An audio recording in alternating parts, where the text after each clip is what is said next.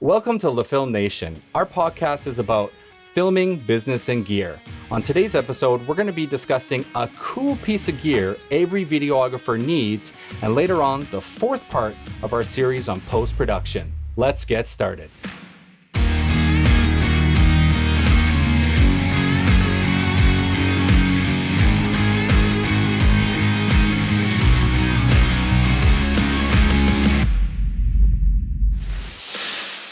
Welcome back. My name is Nigel, and I'm a videographer and filmmaker based in Fukuoka, Japan. And John? Hi, I'm John Beer. I'm a YouTube filmmaker. And William? Hey, I'm William. I'm a photographer and videographer in Fukuoka, Japan. All right. Thanks, guys. All right. So on today's topic, we're going to be discussing some really cool filming gear. And kind of the intro about this is it's all about my hand.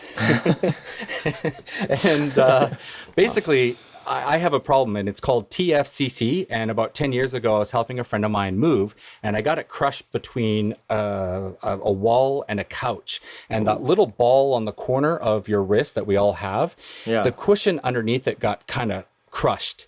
And once in a while, I can injure it. And this was 10 years ago. And last week, it started to act up again.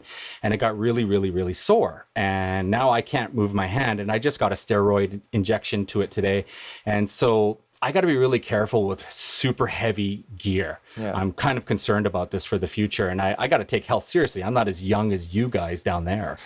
So I've been looking at something, and I'm going to show it to you guys. And I'm going to share my screen. And here we go. So what's this? Whoa. What is that?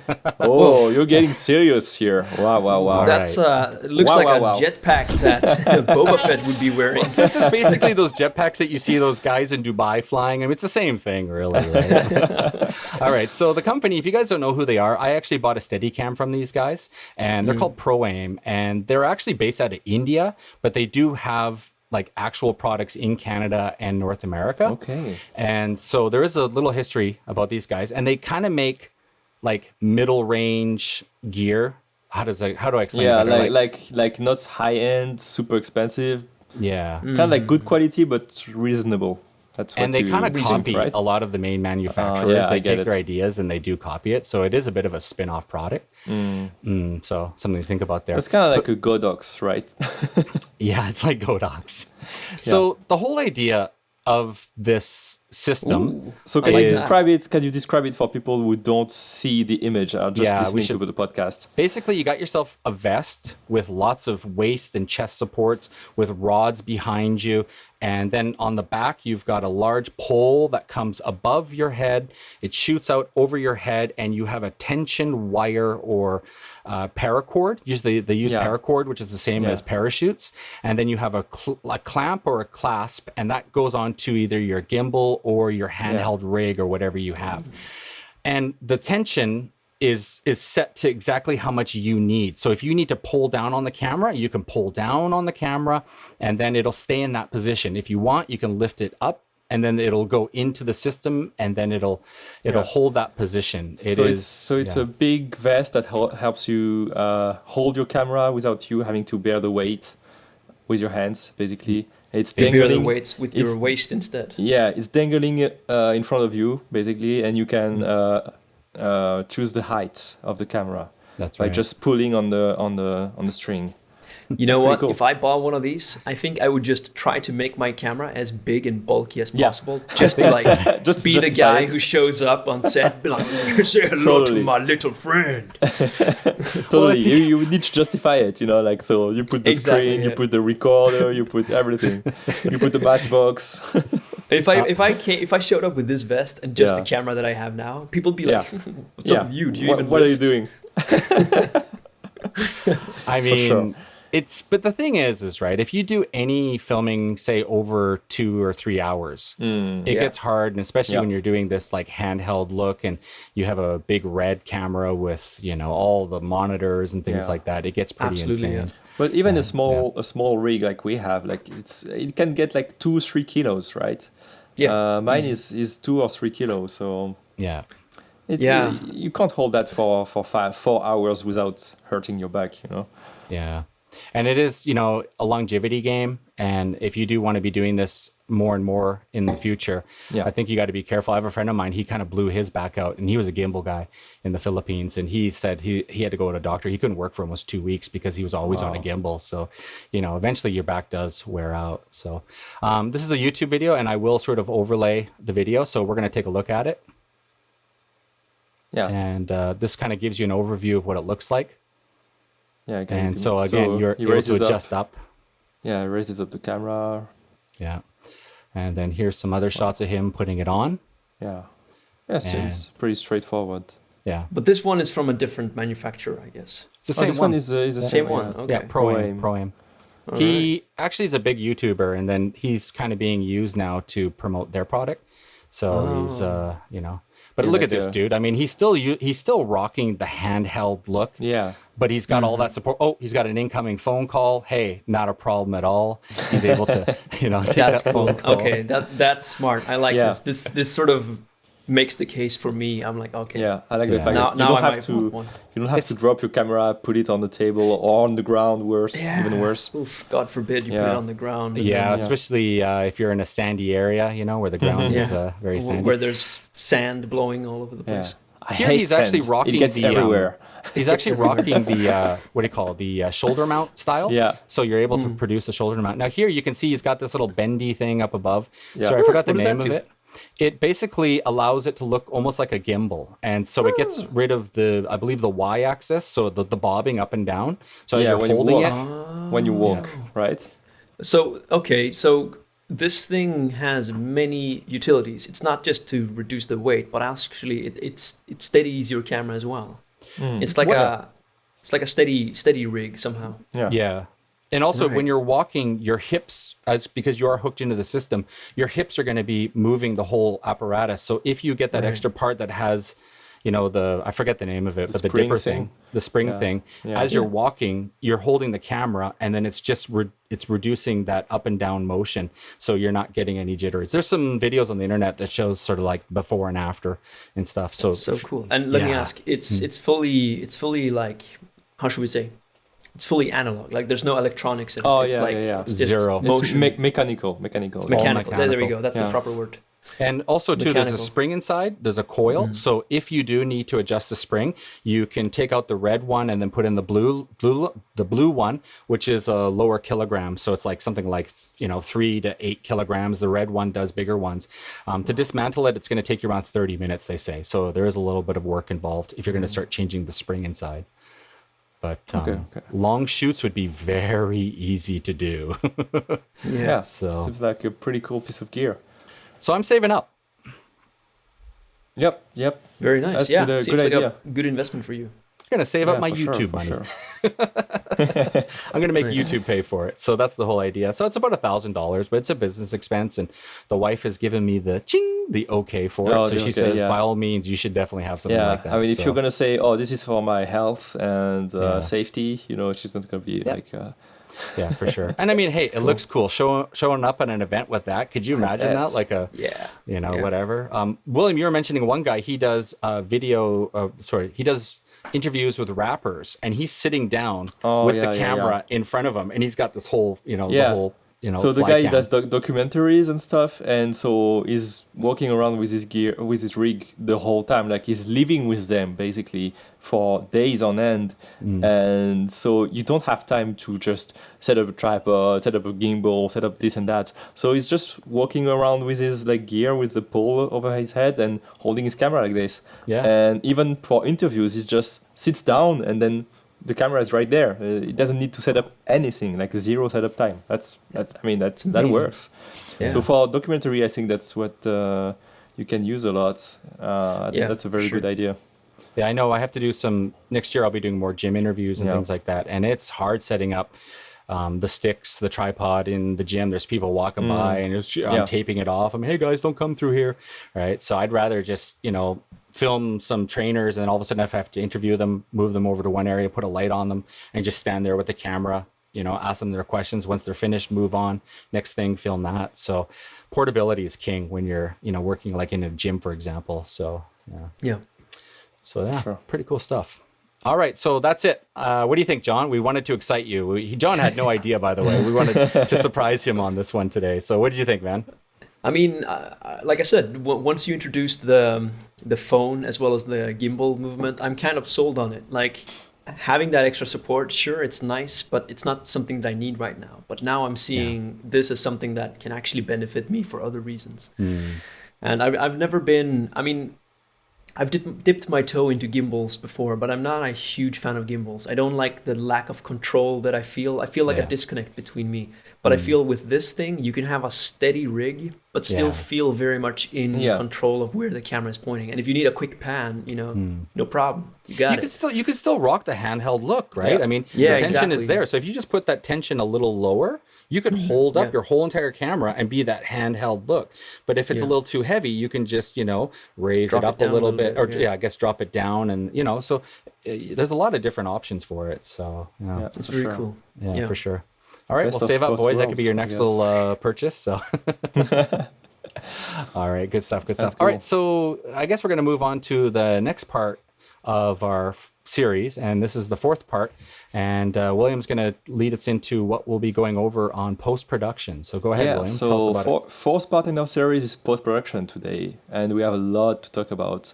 So we're going to start with file transfers and backup of all your video files. Then what editing software we use, and all of us use different ones, so there's going to be a little bit of a debate, I hope. Then we're going to go over music, what subscription sites you use, etc.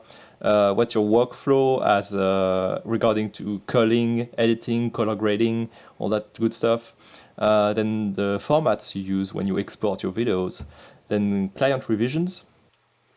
And then the final delivery. How do you give your files to your clients, and how can you help them with that? All right. Yeah, sounds great. So the first thing we're looking at is the file transfers and backup.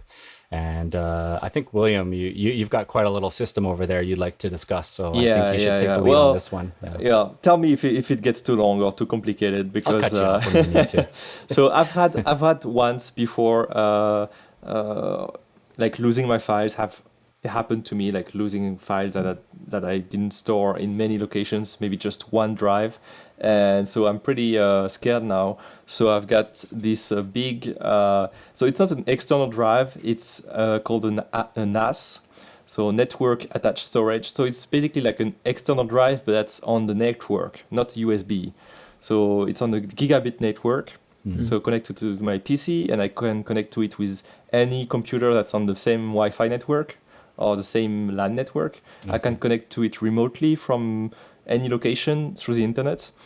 And it's big. It has you can hold like many terabytes. My newest one is 21 terabytes, and I still have room to expand. 21 terabytes. Jeez almighty. And the good thing about it also is that it's using RED technology. So RED is just a system of bunching up a bunch of disks, hard disks, and using one of those for redundancy.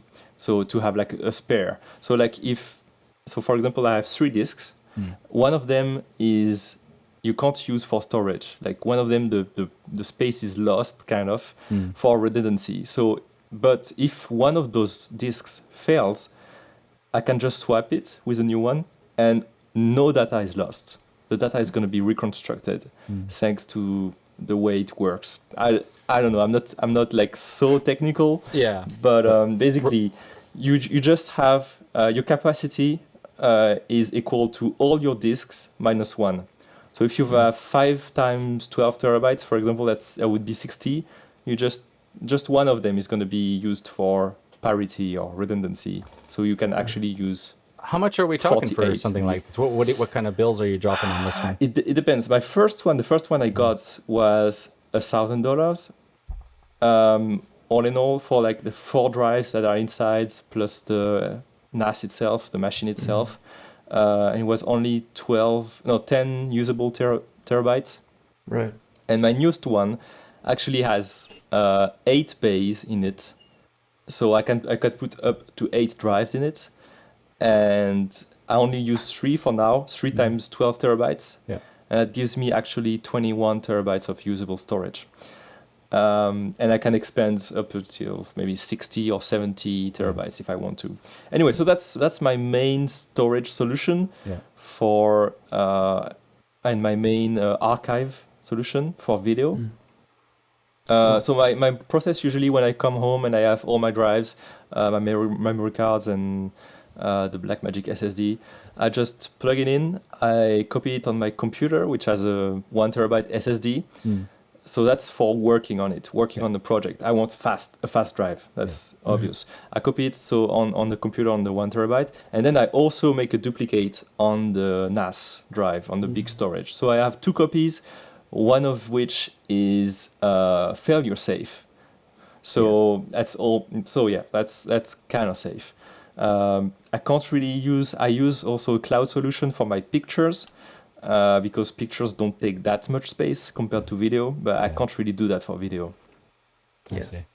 Yeah. So I imagine this is something that big productions tend to use. Like, let's talk about the corridor guys again. Like, I imagine they would have tons of these drives that everybody can connect to on the same network. Yeah.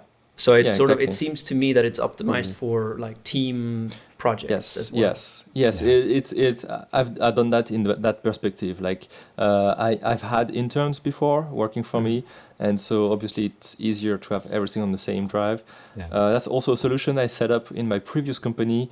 When I arrived in that agency, they all worked off their own drive in their computer. They didn't have any way to they had a network, so they could go into each other's computer and grab files and stuff, but it was a mess. It was everyone on their own drive would arrange files their own way. Like the folders would be like it was a big mess. So one when would I arrived, maybe label with like year, month, day. Dude would do like day, month, year. Or something like that. some people would say, oh, this is this client, or this is a video project, this is a 3D project. Everyone would have their own way of classifying stuff. So when I arrived, I think it was within the first 6 months that I arrived, I just like a bowling ball in a crushing the pins. I just and you're supposed to know it all. You're supposed to know everything. You're supposed to know everything. I was like, guys, are you nuts? Like, let's buy a NAS. And I made a pretty server for them. We decided, we brainstormed on a way to do all of files, all of folders, the same structure for everyone. I mean, that's a pretty extreme, system. That's such a great story. Like, it was an extreme it was an extreme makeover, but it makes the whole team gain so much time afterwards. When I think for teams it's great. I think if you have other staff coming into your system, I think it's very usable. That's what I did. So from that day on, I was dubbed the money spender. Yes. The money spender. Oh, that's a negative term. I was always the one saying, "Hey, we need this and that." Okay, just grab. I'm surprised they didn't dub you the Messiah. I'm surprised they were even operating without you there. Yeah. No, they after from then on, I was always the Amazon guy. Like, can I buy that? Yeah. Okay. Grab my credit card. It's okay. Here? It's Amazon. But that's good though. They're giving you the authority to buy stuff because they've come to trust your decisions. It's amazing. Yeah, for sure. John, what are you up to? You're kind of on a, one man band down there, right? So what's your I'm sort very of system? much exactly. I'm sort of like the individual employee in William's story, very much. So I'm just like building drives slowly, and like I'll go back and delete files every now and then, but it's not going to be something that I do like a lot of. And every time I delete a file, it's like a second thought of like, oh, will I ever use this? So I'm in the hoarding space, and I'm looking for solutions. So are you just buying, like using external hard drives and just buying a new one when one gets full? Actually, kind of my desktop PC still has space, so I've been buying big internal drives, like the big disk ones, the cheap ones. Hard disk drives. Yeah. So funny story. The last one I bought, I was in Guangzhou, China. And I walked into one of these. It's called the electric market, where people just refurbish old stuff. So you'll see like armies of people like refurbishing old phones and refurbishing old lenses. And I went into the hard drive section, and I decided to pick up like a 2 terabyte drive there. And when I got home and plugged it in, it only had 500 gigabytes of space. So you be careful where you source your drives from. Yeah, I would What do you never buy expect? from why. Yeah, I mean, I wasn't too burned. Like, can you imagine Yeah. that? Like, I didn't pay anything. It was really for cheap. Yeah, it was like haggling. It was so like Dodgy. dark ages, middle ages. Like, hey, Hey, I got this hard drive for you. Take a look. Yeah. You know? yeah, right. But so that's what I've been doing. But of course, there's a limited space. I keep looking down on my PC. It's standing right there. There's a limited capacity, so I think I can only put one more archaic hard drive into the computer before I need to fix up my solutions. So I'm not the best guy to ask for advice, but I think I'll have to consult with William. Heart, right? Yeah, So so that's exactly what you're doing, right? It's your system, so. Yeah, that's what I used to do. You know, have big hard drives in the computer. So from my last build, I completely forgone having hard drives in the computer because now the thing that what it does is the computer is more silent. Well, of course, I have the NAS, which makes noise, but okay. But the computer itself is silent, and it boots up way faster. None of that, waiting for the disks to spin before doing something. You know how that happens sometimes. You want to open something, and you have to wait for the disks to spin or whatever. Or when you start up your computer or whatever. Even though you have SSD for the Windows, like your computer is slowed down by the hard drives kind of vibe. Anyway, so I'm all external. I have just 2 terabytes of SSD in the computer. Well, now. if you're like an Apple guy, like myself, you know, Apple kills us on storage, SSDs extra and things, storage. extra It's crazy. storage. So what I do is I bought one of those shells for the computer, for the laptop. And then on the shell, I put Velcro, and then I have all my SSDs on the Velcro of my laptop. Yeah. So if I'm on a job, I just, slap the SSD on there and I plug it in and I'm ready to go. So use your Velcro on your computer and it works pretty good. So, You're the Velcro guy. You Velcro find so guy. many solutions with Velcro.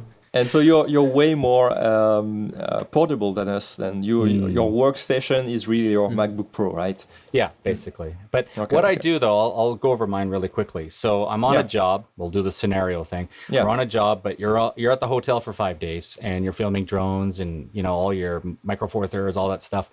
End of the day, I slap everything onto this drive usually. This is a William. What is it again? It's called a Lassie or La Lassie. Compagnie. A rugged lacy. a rugged lacy. So I put everything on the rugged lacy and I'm dropping, the drones and all the footage on here. It's actually really reliable. I've had it for a couple of years and it hasn't, knock on wood, it hasn't busted yet. So I drop everything onto here. And then I also, on the SSD that I'm working on, I'll drop the files also on there. So while I'm out in the field, I have 2 running copies going. This goes in the backpack. The other SSD goes in the other backpack or something like that. So I'm separated in case somebody steals my bags. And then when I get home, I take one of them and I drop it onto a HDD drive or hard disk drive, and I drop everything onto one of those slow machines, and that's the master copy over there. The files that are on the SSD, I use that for the editing, and I start to work off that. So that's kind of my little system. So I always have, master copies over there, and then the editing's done over here on the SSD. So it works good for me. So That's good. It's good. Yeah. So you keep your SSD as a work drive, the 1 terabyte Samsung, right? And then, like this drive here, I was just going over it and I'm like, oh, I still have all the client work from last year on there. So then I looked on the hard disk drive and sure enough, it's still sitting there. So I'm like, okay, I can clean this up now. So then I started deleting all the files and it's back to 1,000 gigabytes kind of thing. So wait, you're saying the hard drive, you have this Lassie, which is also a hard drive.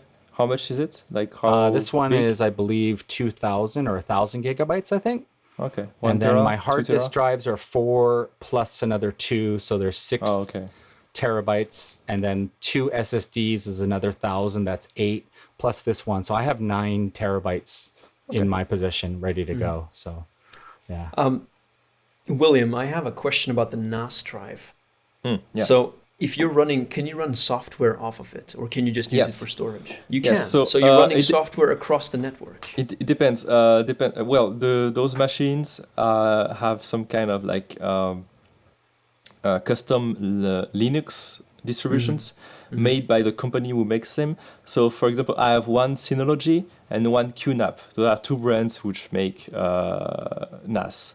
Right. And so they have their own OS, so you can actually connect to the OS through your web browser from your computer, and it looks like a small Windows, like a kind of like Right. a Windows. And from there you have access to all your files, and you can add apps. So you're Right. dependent on people who have developed apps for these platforms.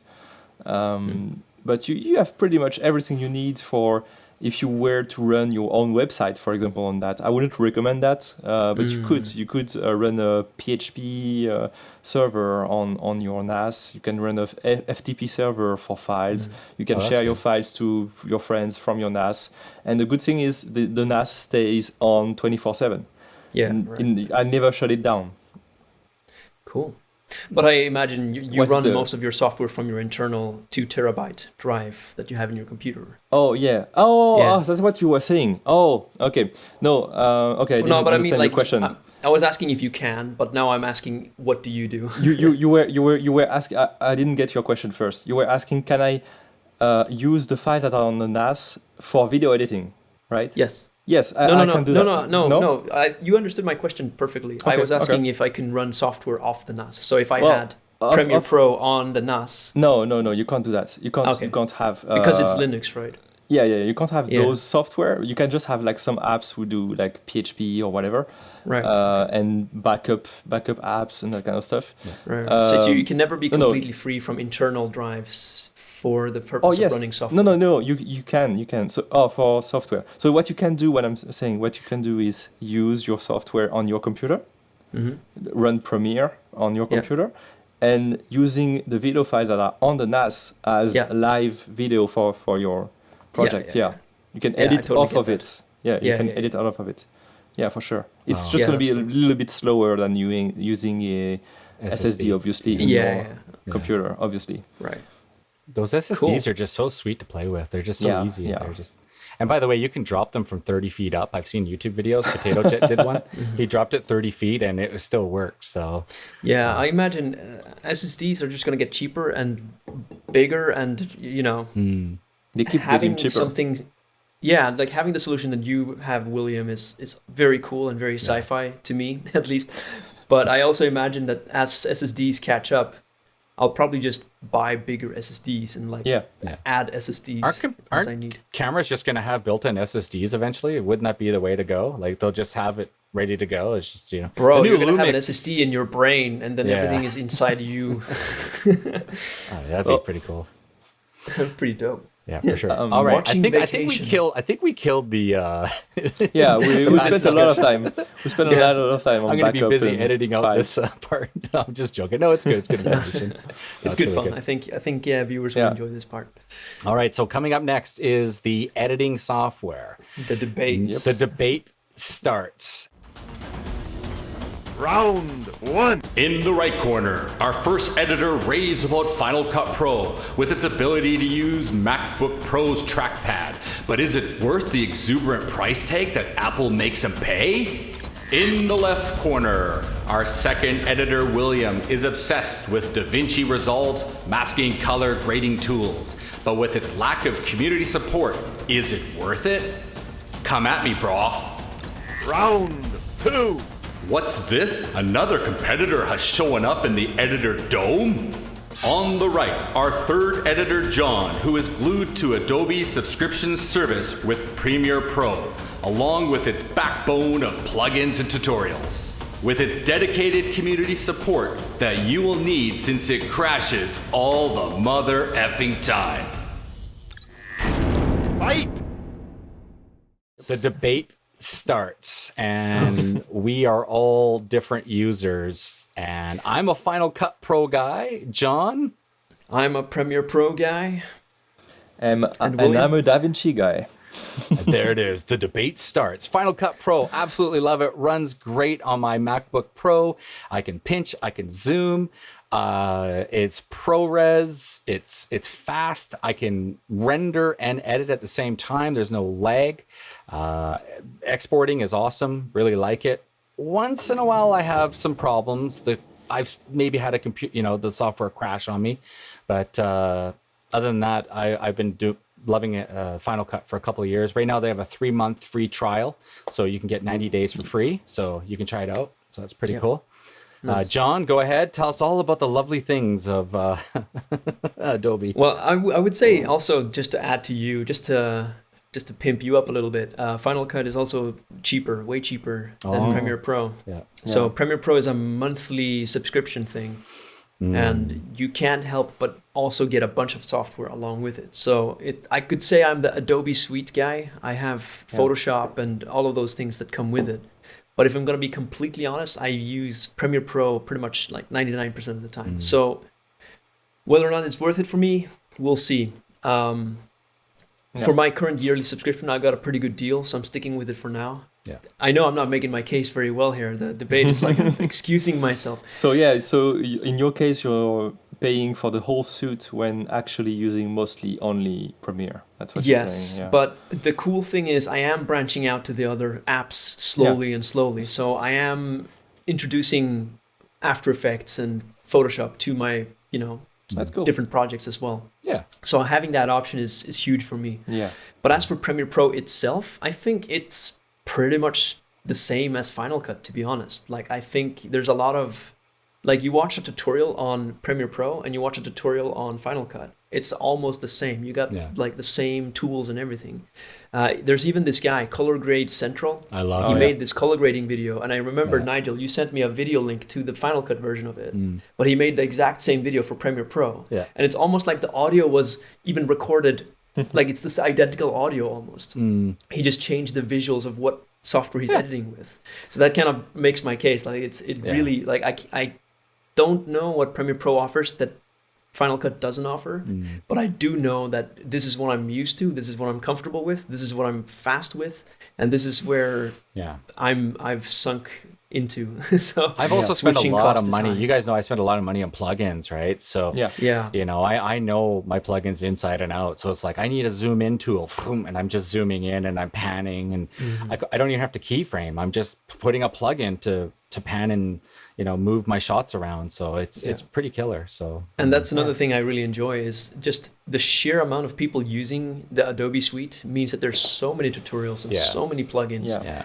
And even with After Effects, like a lot of the times I don't know how to use After Effects on my own, but if somebody tells me what to do and they give me like a project file where I just drop things, like for example, I have an intro for my YouTube, I just followed the instructions and I made a dope intro using After Effects just because of someone else's project file already. So the amount of community support, I guess, would be one of the good things about Premiere Pro. Oh, for sure.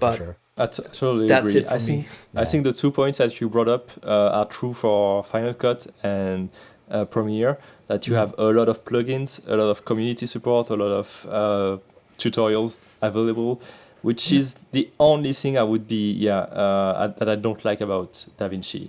It's not Davinci's fault, but it kind of lacks plugins. Is it because it's tutorials. New? Because it's a new software? It's relatively the new one on the market. The software itself for grading is pretty old, but it's kind of new that it's become an editing software. I think the editing functionalities go back 3 years, maybe 2 or 3 years ago. Yeah.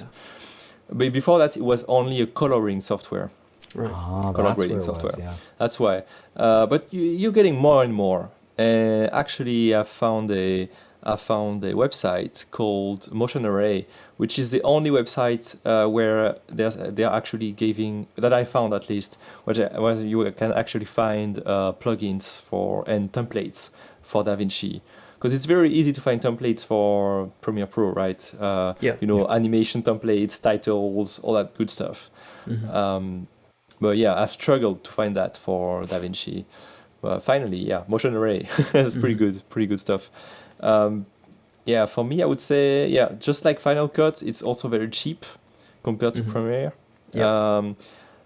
In my case, I'm still paying Adobe like you, John, because I use Photoshop and Lightroom and Illustrator a lot. So anyway, I need it. But yeah, Davinci is just so inexpensive. I mean, you can even get it for free, and it will do most of what you need. You don't even need to pay for it Yeah. if you don't. Yeah, I think Last time I with- checked, you need to pay if you want to edit in 10 bits. Yeah, that's Yeah, right. that's the only But thing. like, yeah. If you want MP4 10-bit, you're gonna need the paid version.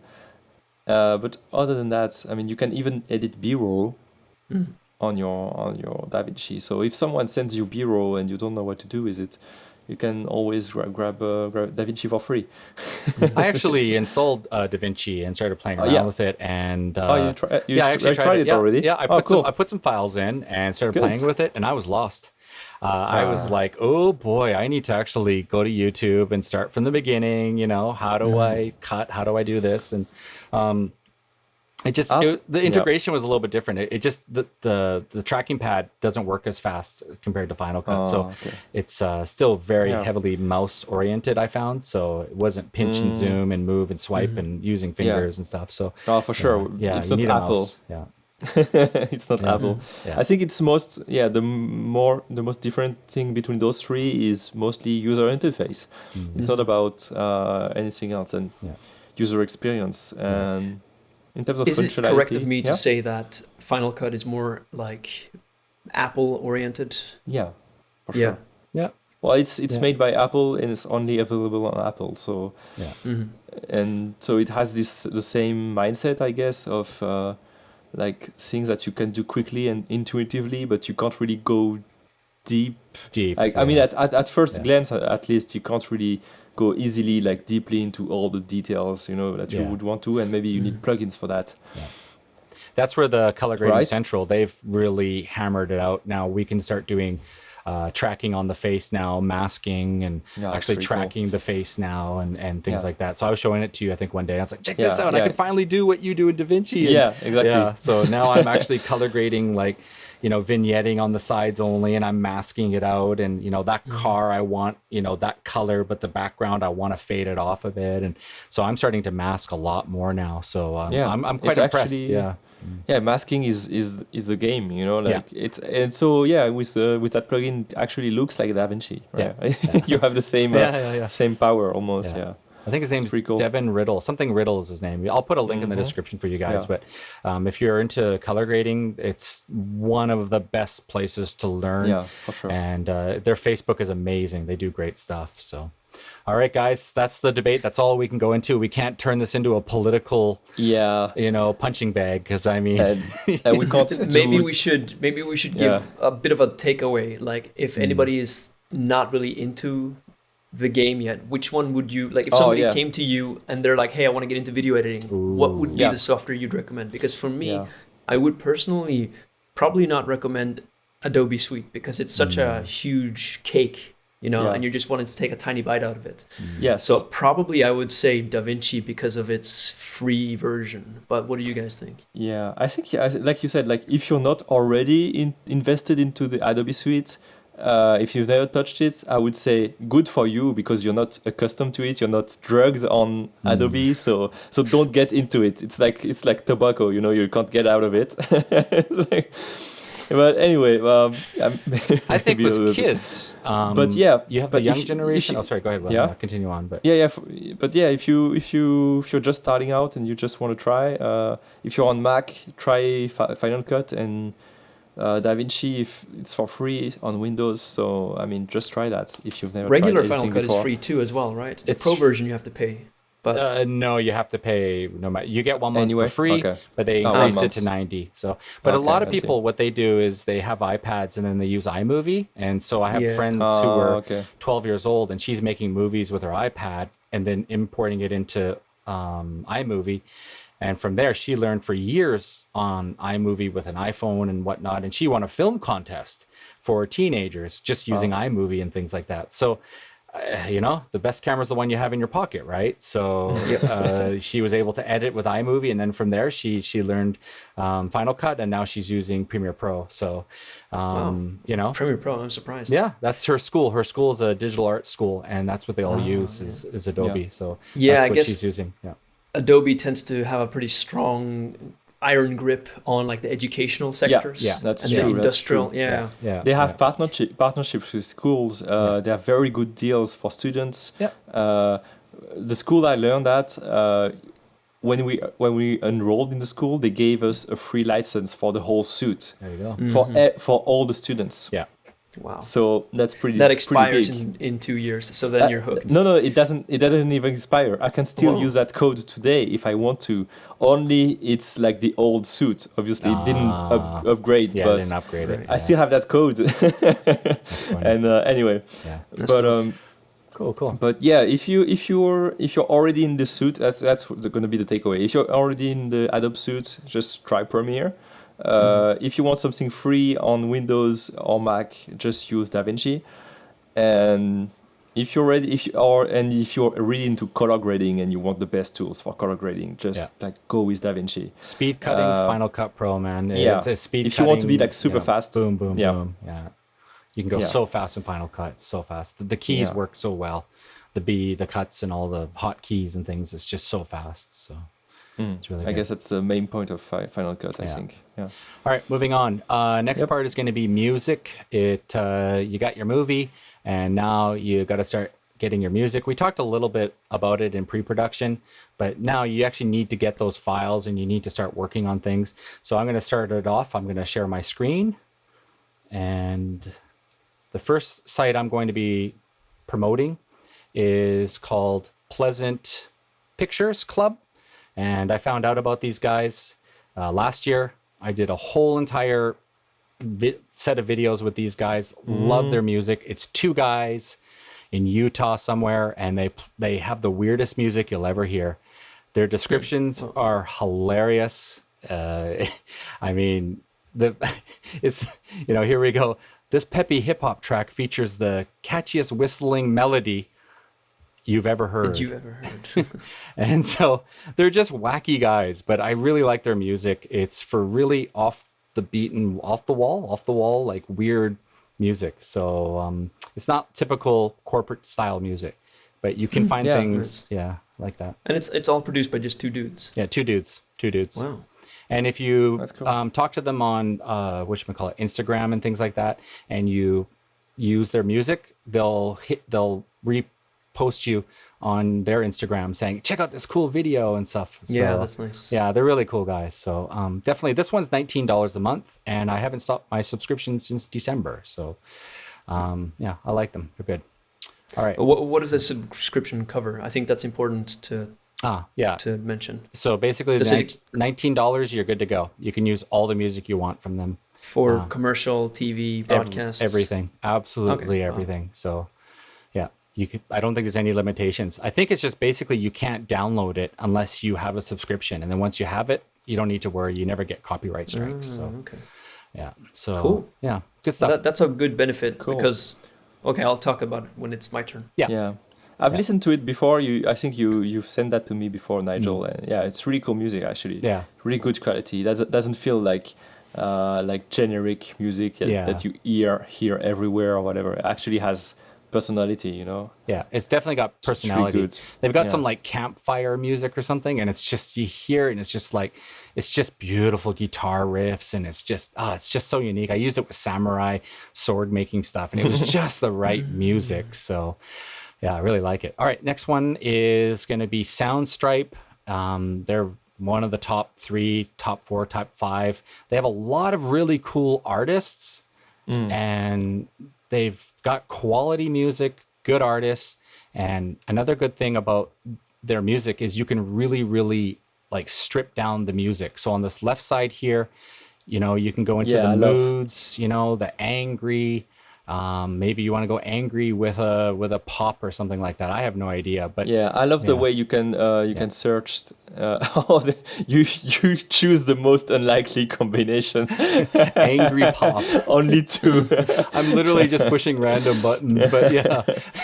Anyway, I really like the way you can search on this the search engine on Soundstripe is really cool. And what I like to do also is when I listen to the music in the list, you can, if I found something that I like but it's not quite exactly what I want, I will just click on the artist name. That's right. And then I get to all these tracks that this artist made, and I can find similar stuff. Yeah, deep from the diving, same guy, basically. and I Deep really diving. like that. Yeah, it's really The convenient. podcasts, for example, like I need podcast music, and that's what I do. I just click on here, let's talk corporate cast, energetic intros.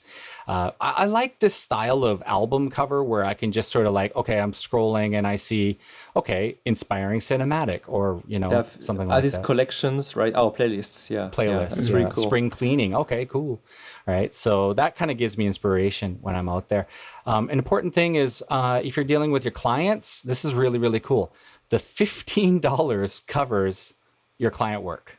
I mean, it's just ridiculously cheap. And so this is the back end of my account. And so what I do is I need to know the title of the YouTube video. And then, for example, this is the title right here.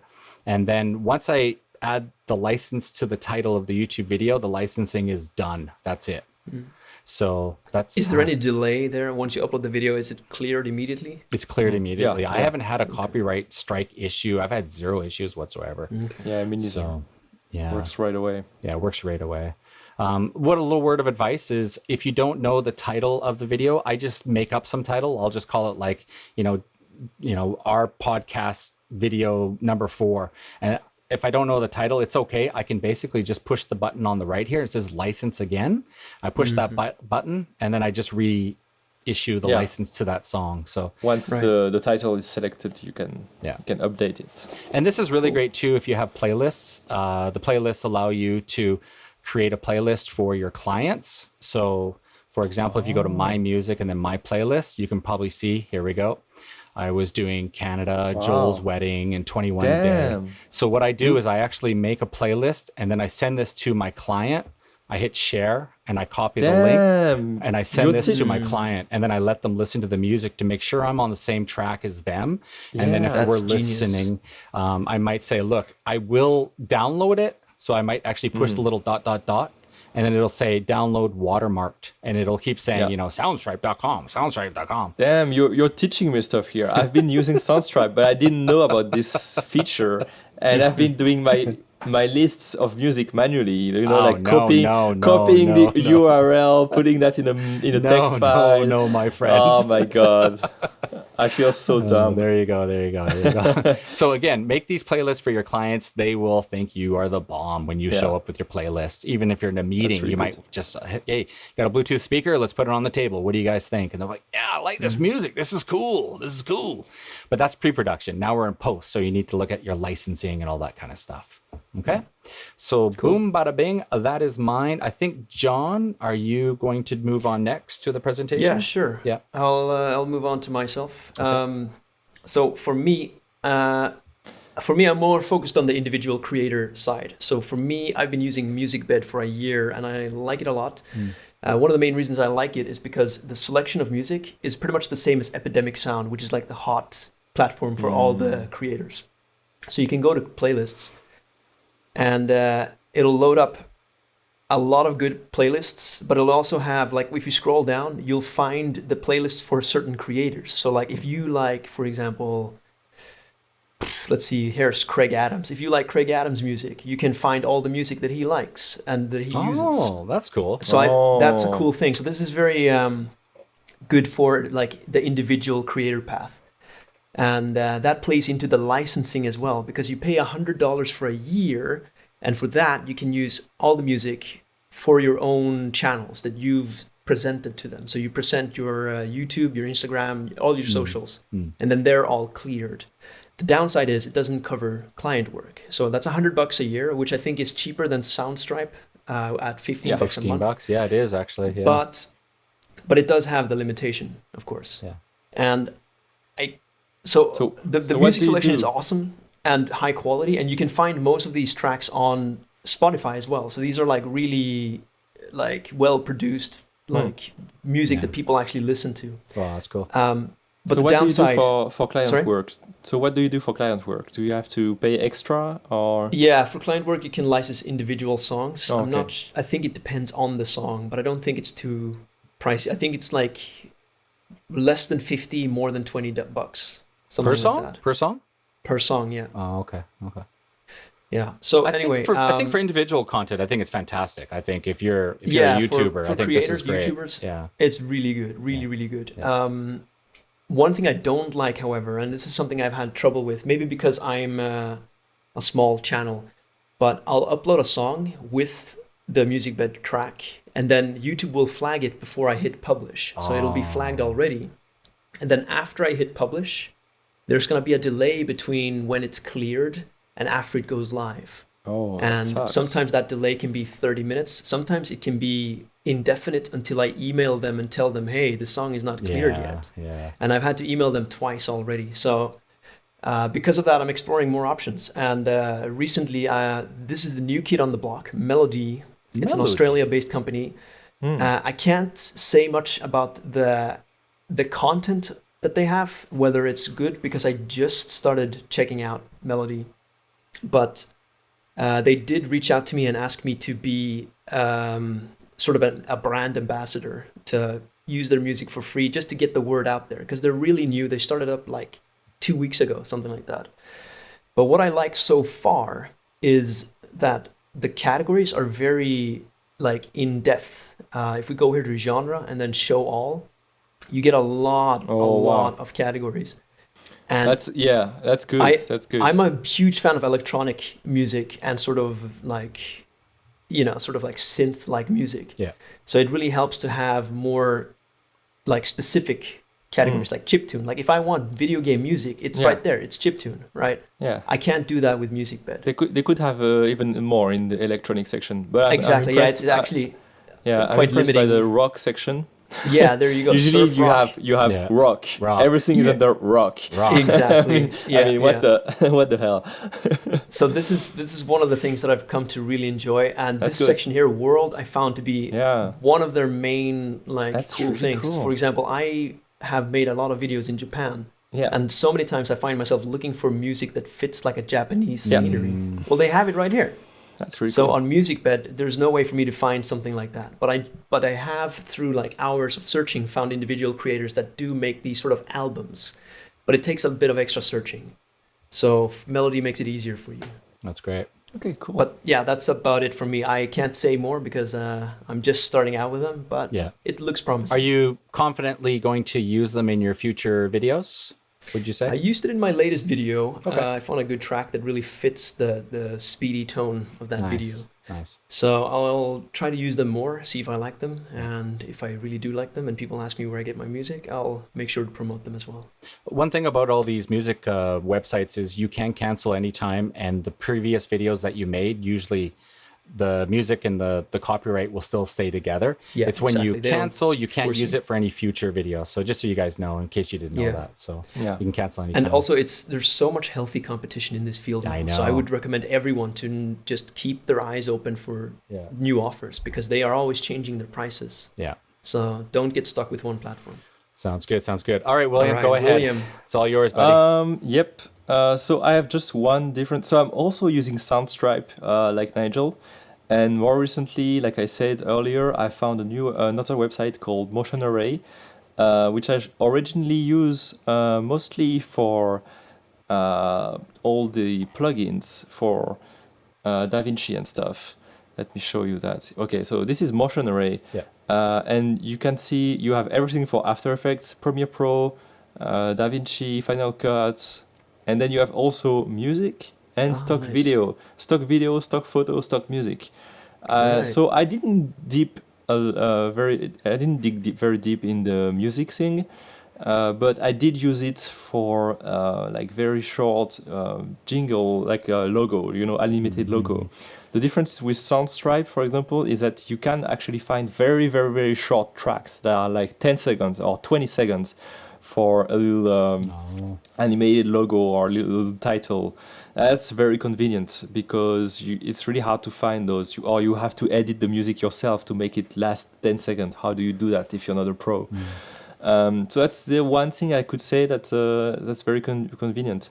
You can search, like if you really search like intro in your keywords. Are they called stingers, William? Are they called stingers? Yeah, stingers. Yeah, they're called Yeah, exactly. Yeah, stingers. Exactly. Yeah. If you search for intro, you're gonna see all of these. For example, I made for logos, and you're gonna still have all your categories on the side: metal, action, electronic, logo, whatever.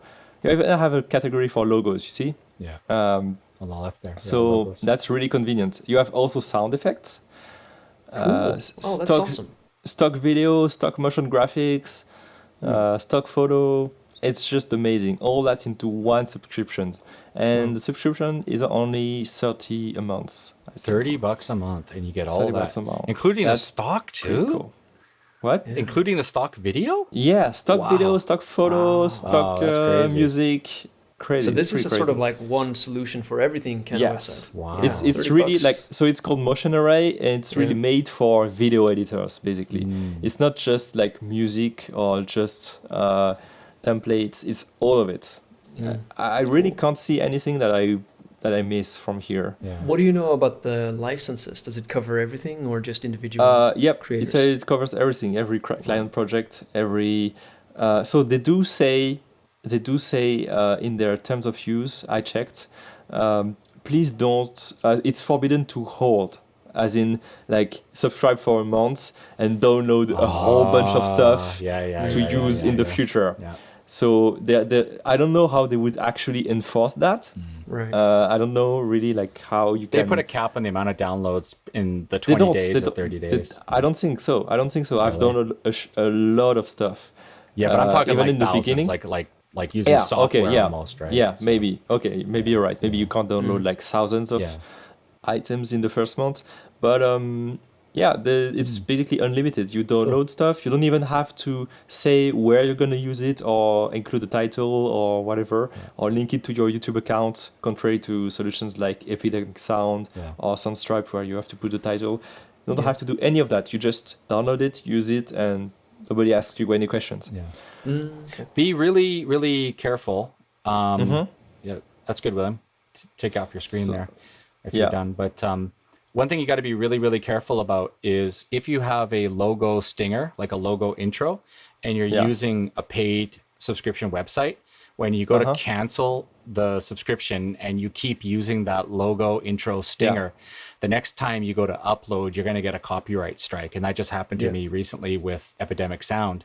And they came down on one of my videos. Yes, it would do that in Epidemic Sound, absolutely. Yeah. But with Motion Array, that doesn't Wouldn't be happen. the case. Yeah. It wouldn't be the case because it's not even linked. I've used it before. I've used the music. Actually, the music from our intro logo for this podcast is from Motion Array. And so there you go. Yeah. And we don't get any video. We don't get any strikes from. we don't get any strikes, and I didn't have to register it with them. So Well, that's easy then. Pretty That's convenient. easier for client work almost. You know, me, I have to create a license for every single song, so it's a bit of a nightmare. So. it can become a little bit time consuming, I guess. I also forgot to mention for Melody, the license covers pretty much everything as well. So it's not like music bed for individuals. I think Melody would be more for business. Yeah. Just to add something I forgot to mention. Cool. Not a problem. All right, cool. What's next? Next is What's a next? workflow, culling, editing, and color grading. Oh, God almighty. So you actually made a video about that very recently, John. Yeah, that's for right. me. So I'm gonna be the guy who recommends simplified workflow. Yeah. Again, I'm for quick turnarounds. I'm the YouTube and for web type video maker. So for me, man, it doesn't matter if you spend a lot of time because most of your consumers are gonna watch your videos on mobile phones or on Instagram, and there's a lot of compression anyway. And so for me, I like to focus on the 20% of effort that gives you 80% of the results. Yes. So just to summarize, I think we should maybe not spend too much time on this section here. I don't know. Yeah. But to summarize my video, it's I shoot natural and then I do minor adjustments. And you it just don't makes it spend- a little better, especially for me because I like a sort of contrasty look. But that's it for me. So just so you don't have to keep spend it hours fast. on color grading and stuff. Exactly. But that said, I do spend that little bit because I feel like just that little bit Yeah. pushes the footage up a lot. So I would never use straight out of camera footage without doing anything. Yeah. But there is a way to simplify it a lot. Yeah. That's it for me. One guy said it best. You know how they always say just fix it in post. Don't ever say that. Don't go by that rule. It's actually get it right off the bat. Get it correct. So don't screw up your exposure. Try to get your white balance perfect. Try to be, get it right. And then when you get to the post edit, you're not, oh God, I screwed up everything, all the color grade, blah, blah, right? You can fix it in post, yes, but it's a nightmare to do it. And it costs money if you're in a production and stuff like that. So, make sure you get it right from the beginning, and all this stuff we're going to talk about, you won't have to worry about it in the end. So that's my advice on all the editing and color grading and all that kind of stuff. So one kind of side effect of what you said, like shooting in natural profile all the time, so that means not shooting log and having images that look good right out of the bat and not like flat and gray. One thing that I do, because I shoot raw all the time with the Blackmagic and it does look flat, I can't help, like for the life of me, I can't help but go into color grading too soon. Like I start putting clips on my timeline and then right away I want to see if it actually looks good when it's color graded. And because of that, I lose so much time, like just like putting a clip and going into color saying, oh, it looks good. I'm pushing buttons and stuff. I don't even know if I'm going to use the clip yet, and still I'm doing that. And that's something I'm working on. I'm trying to not do anymore. It's a problem you have, William. It's a problem. You have to work on your problem. So this means you enjoy color grading. But I love color grading so much, more than editing itself.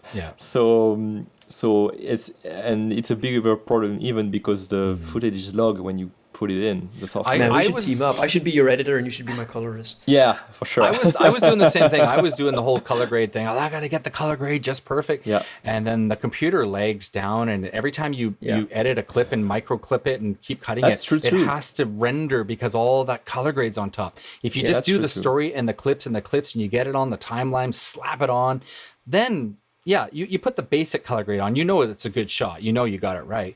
Then once you've got that story down, then start copy paste the color grade and tweak it. And that's the beauty at the end of your video. Now it's like, I can punch the colors and play around with it. But just that beginning, man, just get those clips hammered out and get your story down, and then work on the color grade towards the end. So that's supposed to be the proper workflow. Yes, for sure. I know. Yeah. So we all try to be proper here, don't we? So John, you said, I mean, we all do that, I guess, but you're a master of like in and out points. Yes, and exactly. You go one step further than me. You don't even like, I bring a clip, I do my in and outs, and then I bring it into the timeline. But you do clip by clip, in and out, and then you bring it all in the timeline at the end, right? Yes. That's pretty cool. Yeah, my workflow is, I have a video on that as well. I've accumulated many things from at least 2 different courses, Full-Time Filmmaker as well as Brandon Lee's online film course. So awesome. I've kind of combined their 2 methods into my own sort of workflow. And I love it because it makes me quickly eliminate everything that I would just never use. Yeah. And then I can easily just see everything that I might use. And then once I have each sort of timeline set up for each scene, this will make more sense if you watch the video, but then I can just pick and choose the clips more easily because you have like that visual indication. And because I've already looked at them all, my brain has already started to formulate like what the final product is going to look like. I think too, as filmmakers, huge fan of the speedy system. We kind of know already which shot you're going to be using, right? So once you see all the files, it's like, oh yeah, that's right. That was the great point when I just when they did that, that's the spot, and I just put that in the timeline because I know where I screwed up the shot and the moving around the camera and I didn't get my focus right. I know it's all garbage, but I just know the exact point when I nailed it because I'm looking at it in my camera or I'm looking at it already on a computer, right? So that's one thing I like to do. So yeah, that's why you should edit your stuff right away also. Yeah. And not wait 2 months before going into a project because your memory is fresh from the shooting day. So fresh, I guess. All right. Well, yeah, we'd love to go into a whole episode on this one, but let's move on. Okay, next one. Your project's done. Now you got to export the formats. And for me personally, I've been doing ProRes HQ, high quality. That's the master file. It gets kind of crazy. I know the files are big, but my computer loves it. It just renders the whole thing in 10 minutes, and I've got an 80 gigabyte movie. It's huge. It's grand. I take it over to a compressor, and then I make a 265 what's it called? HVEC file. Yeah. And Yeah. then I make a small file that's 80 gigs. I make it into 2 or 3. Now I know it's kind of a weird step to think. It's a weird way to do it, but it works for me. Master file, and then I make a small file from there. It's good. So Yeah, that's good my too. particular style. YouTube absolutely loves 265 files when you upload it. Facebook loves it. I've tried it on Twitter. Twitter is kind of weird. It has to be 720p, I believe. So again, you got to take your master file and just reduce it to a 720 file. But if you make that master, it's easy to tweak it. If Twitter says I need it, then it's like, yeah, fine, I got the master, and here you go. Yeah. Right? That's where that's a good idea if you need to export for many different formats, Yeah. right? Yeah. You just do a master first and then the smaller ones. For this podcast, I use the master, and then I also, from once it's in the codec software, I say I also need an MP3 file. It has to be 196 whatever kilobytes or whatever, and then so from that master, I'm extracting Twitter, Facebook, and YouTube, and also the audio for this podcast. So it's pretty cool when you have a master file. So Cool. yeah, that's my take. That's good. I'm quite straightforward. In Premiere Pro, there's a preset that's just called YouTube 4K. So I click that, and then I check the boxes. Yeah, it's as simple as that. And then I check the boxes of like render at maximum depth and maximum quality. Yeah. And then I just hit render. It makes a pretty beefy file. So usually it'll end up like a 3-minute video will be like 1.5 gigabytes. But YouTube loves it, of course, because it's a preset for YouTube. Yeah. But I'd use the same preset for Instagram as well as Twitter. So I never had that 720 problem that you mentioned, Nigel, because that YouTube 4K file that I render seems to work fine when I upload to Twitter. Twitter's really weird. It's got to be max under 512 megabytes or something like that. Oh, Yeah. maybe because I had shorter clips that I never ran into that problem then. But yeah, that's it for me. That's Cool. about as simple as it gets for me. Of course, while I'm editing, I'm using proxies as well. So okay. Premiere Pro, it's as simple as just clicking create proxies and then you wait. Yeah. And then when you're editing, everything's just like smooth. So that's part of your editing workflow too. You have to create proxies when you start editing. Yeah. Right. Well, because I shoot 4K and, Yeah, 4K. He's 10-bit. rolling. He's rolling. 4K 10 bits. Yeah, okay. Yeah. it's just sort of, for me, it's sort of like a, Yeah.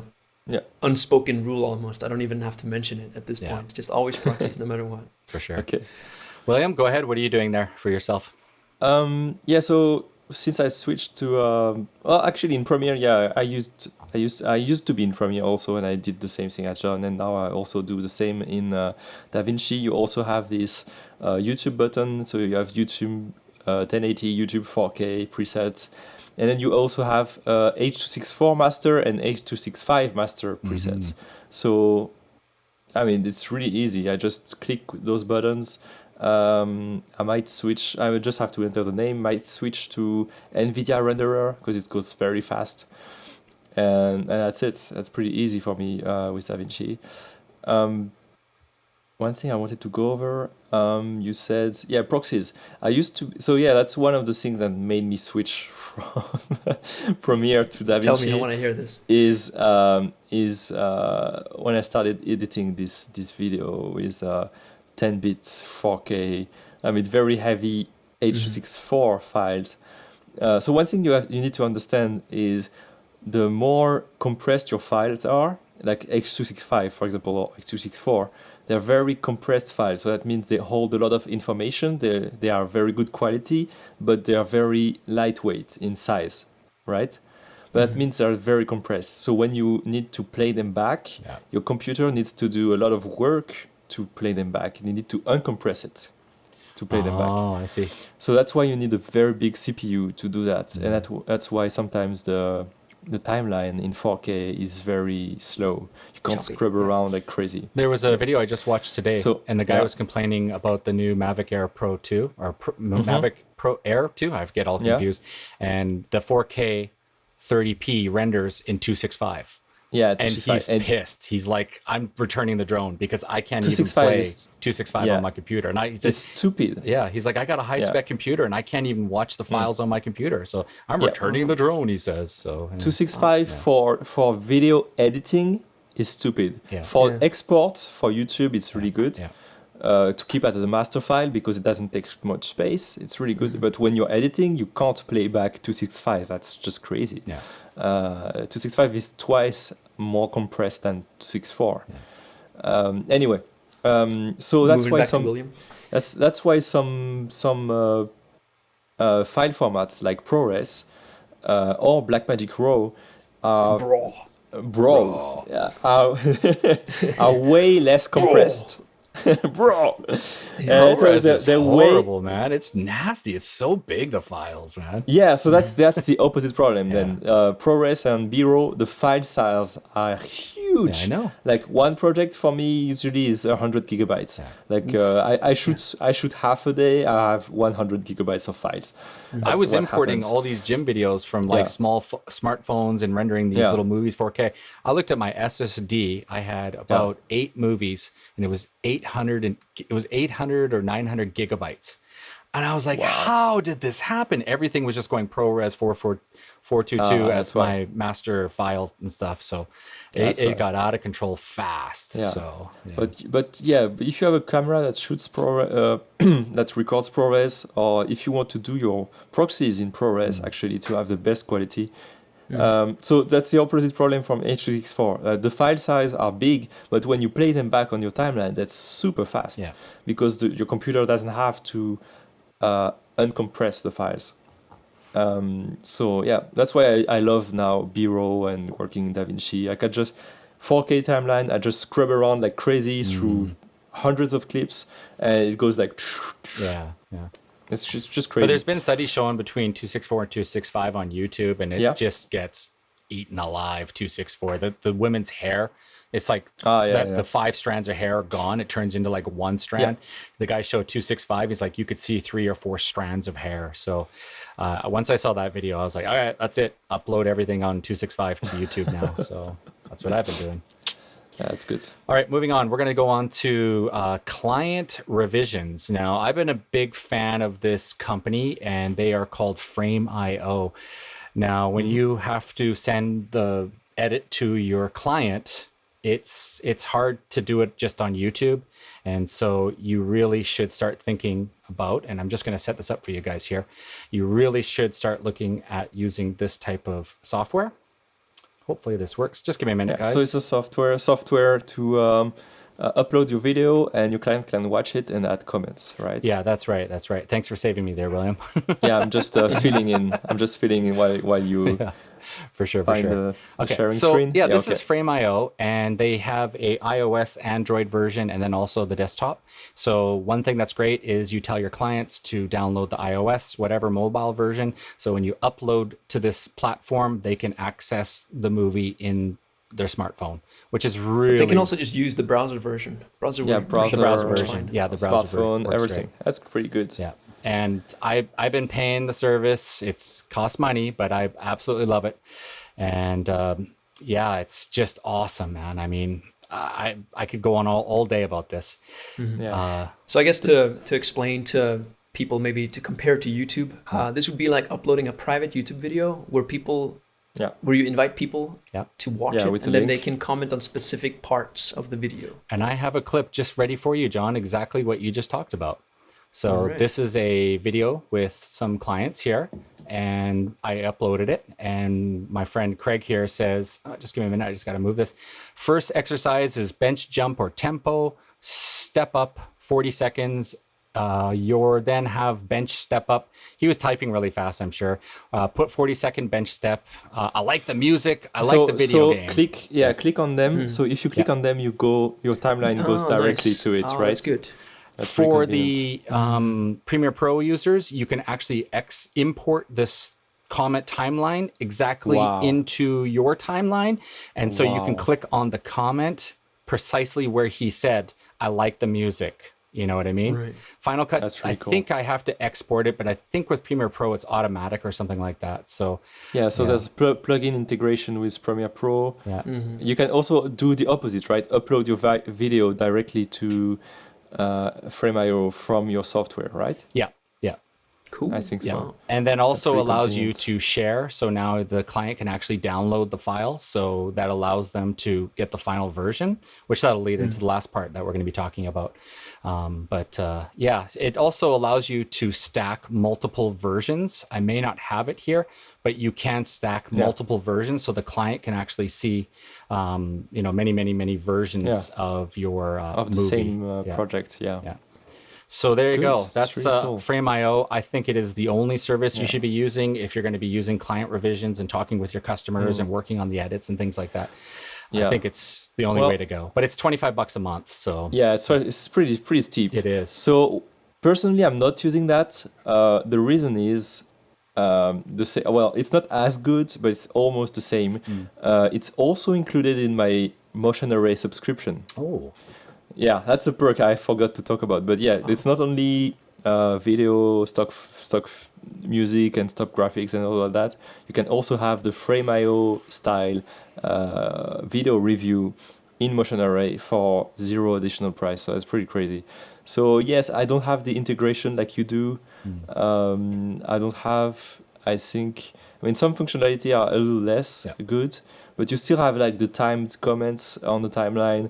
And the different versions of the same projects that the client I'll tell you right can now, look at. you can share Frame.io with multiple partners. So if you two wanted to get together, you could easily share it. It's not it's not an issue to have, shared details. It's just your name will always be, William for your you mean account. you could share the same subscription? Yeah. okay. You Same can do login. it. So same login. Okay, so okay. Little secret. Shh. Yeah, but for me, for now, I'm happy with the one included in Motion Array, so Okay. I don't want to pay more money. Cool. But that said, though, Frame.io has some free integration because I know I have an account and I've uploaded before. Yeah, that's and right. people can see the videos. So, do you know about the difference between the paid version and the? I guess would it's the be interesting. integration. It's the amount of stuff. gigabytes you can have stored and things like Right, that, the okay. amount of revision Okay. uploads and things. So you guys can look into it. But it's something along the lines like that. So there's a free version. Yeah, then. there is a There's free a free version. version. Cool. So So it's try it worth out. mentioning. Yeah, try it out. Yeah, worth mentioning. And then Cool. finally, this is the last part of our long video, and it's the final delivery. The final delivery. And now the client's happy with the video. You're going to send it off to them. How are you guys going to send the final video to your client? Yep. Man, I've been using Google Drive. I pay for Google Drive for personal reasons, so I have the space. Yeah. But Yep. there's always like some people that struggle with Google Drive. I don't Yeah. know. I think it depends on which iOS. If you open it on iOS, maybe there's like the interface is different or something like that. Google's whether you have the confusing, app. man. Google's confusing. Yeah. People look at Google and they It's- just get so confused. They don't know. It's it depends on whether you use the app or the browser version, and people generally struggle. And sometimes when you click the file, it'll open it like in a window. But instead you have to do like right click, Yeah. download or save file as or something like that. Like it really depends on what platform you're using. Yeah. So I've had issues. It's not perfect, but for me, it's what I have. I have William? I have the same problem as you with. I'm using Dropbox mainly. It's so convenient for me, at least, because so like you, I have a subscription anyway. I think it's 2 terabytes, so it's pretty huge. I'm never using as much all of it, but anyway, so it's on my computer. I have the Dropbox app on my computer. So when my file is finished rendering, I just copy it in a specific folder on my computer, and it uploads by itself. I don't have to think about it. Easy. That's really easy. And then I just have to share the link to the client. Now, just like you, some clients sometimes say, I don't really like, or I'm a little bit confused. I guess it's the same thing. Like sometimes you just click the file, it doesn't download. It's more like it's previews or whatever. Yeah. So people are not necessarily used to it. But if What I do like about yeah. Dropbox though is it does have a big blue download button. Oh, Oh, that's it. Yeah. It is slightly simpler than Yeah. Google Drive. I almost never use the web version myself, but Okay. So Yeah. this But the web version has that. this next part is when we're talking about the final delivery. One thing I do is I'll actually upload the files onto their YouTube. They'll give me access to their channel, and then I'll just upload the final version. Now, this is going to be the next part of our video. It's going to lead into this about, what's it called again, William? I forget now. The next part of our video. So we're going to talk about how you can build your portfolio, leverage your portfolio for getting new clients, and also upsell your existing clients with additional services. Leverage and upscale, and that's going to be the part. Upsell. And that's how I'm going to talk about the final delivery, how you can upscale your service and actually start to upload and charge. And that's going to be the next part of the video. I'm not going to talk about it now. It's already too long. But I want to just sort of touch on final delivery, you upload, but we're going to go into more details about this next week. So the other solution might be having handing a drive, handing a CD, or just even a hard drive. If your client pays enough money, you just hand them a real hard drive, like whatever. They cost what, $50? Or you just give them a hard drive. And then it's their responsibility to take care of it. For sure. All right, I think we have to end the video now, guys. We all have to go home now. Yeah, man, it was long. It was a long one. Yeah, we knew this was going to be the big one today. So, all right, guys. Well, that's the end of the video. If you guys enjoyed it, give it a thumbs up. You can find us on LeFilmNation.com. We're hitting up Twitter now. We're quite busy over there. We're all making our own personal accounts. So find us on Twitter. We're really active over there. Facebook, not so much. We like to upload, episodes and things. But I think Twitter's a little more active. So if you guys want to see us, we're quite busy over there on Twitter. Any other things that you guys can think of? I think that's pretty good. Yeah. And find all the audio podcast links on LeFilmNation.com. But mostly we recommend watching YouTube because we share a lot of screen. Yeah, for sure. A lot of visual explanations, right? Yeah, for sure. And there's going to be a lot of links in the description. So if any of these services we've been talking about, don't forget to find them in the description box down below. All right, guys. If you enjoyed the conversation, give us a thumbs up again. Thanks for watching. And as always, guys, peace. Peace. Later. Thank you so much. Peace.